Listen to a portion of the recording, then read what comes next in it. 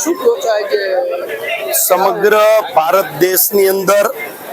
લોકશાહીનું જ્યારે ચીરહરણ થતું હોય અને વોટની ચોરી થતી હોય અને ભારત દેશના વિરોધ પક્ષના નેતા ઇન્ડિયા ગઠબંધનના રાહુલ ગાંધીજી દ્વારા જ્યારે વોટ ચોરી પકડાણી હોય ત્યારે સમગ્ર ભારતની અંદર લોકશાહી ઉપર જ્યારે ખતરો મંડાતો હોય ત્યારે સમગ્ર ભારતની અંદર વોટ ચોરીના વિરોધની અંદર કોંગ્રેસ અને ઇન્ડિયા ગઠબંધન દ્વારા જ્યારે વિરોધ થઈ રહ્યો છે ત્યારે પ્રજાને સાથે રાખીને આજે રાજકોટ ખાતે સરદાર પટેલ પ્રતિમાની નીચે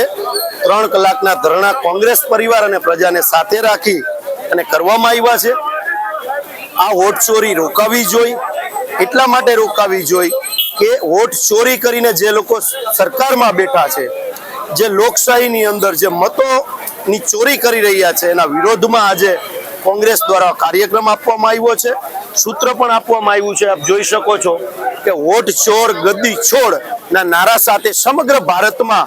આજે આજના દિવસે પ્રતિક ધરણાનો કાર્યક્રમ ઇન્ડિયા ગઠબંધન અને કોંગ્રેસ પરિવાર દ્વારા આપવામાં આવ્યો છે। આવનારા દિવસોની અંદર લોકોની જાગૃતિ માટે, લોકોના મત ચોરી ન થાય, લોકો ઘરે હોય ત્યાંનો મત ન પડી જાય અને ખોટા મતથી જે લોકો ચૂંટાઈને જાય છે એના કારણે લોકશાહીનું ચીરહરણ થાય છે। એ ચીરહરણ અટકાવવા માટે માનનીય રાહુલ ગાંધી ઇન્ડિયા ગઠબંધનના વિરોધ પક્ષના નેતાએ જે મુહિમ છોડી છે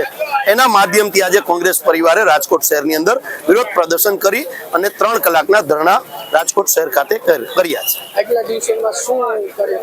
સમગ્ર ભારત વર્ષની અંદર આના વિશે અનેક લોકોને જાગૃત એક મિસકોલનું પણ આપણે કહી શકીએ છીએ કે જે એમાં નંબર આપેલો છે, જે આપો તો હિતેશભાઈ, જે નંબર આપેલો છે, જે કોંગ્રેસ પરિવાર દ્વારા જે નંબર આપવામાં આવ્યો છે, આમાં આશરે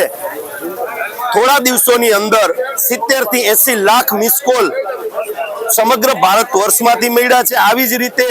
હજી લોકો આ નંબર ઉપર મિસકોલ મારી રહ્યા છે જનતાને જાગૃત કરવા માટે કે તમારો મત છે એ ચોરી થઈ ગયો છે અને ચોરી કરેલી સરકાર બેઠી છે, ચોર સરકાર બેઠી છે, એને અટકાવવા માટે આજે કોંગ્રેસે અહીંયા ધરણા પ્રદર્શનનો કાર્યક્રમ કર્યો છે।